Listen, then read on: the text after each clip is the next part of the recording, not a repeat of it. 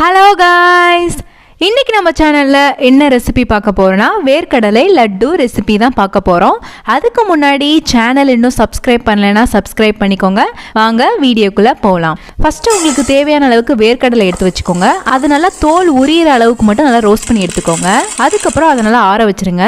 அதுக்கப்புறம் அதே பேனில் அவல் எடுத்துக்கோங்க. அவலை நல்லா ரோஸ்ட் பண்ணி விட்டுக்கோங்க. கோல்டன் கலர் வந்தோடனே இறக்கிடலாம். இதையும் ஆற வச்சுருங்க.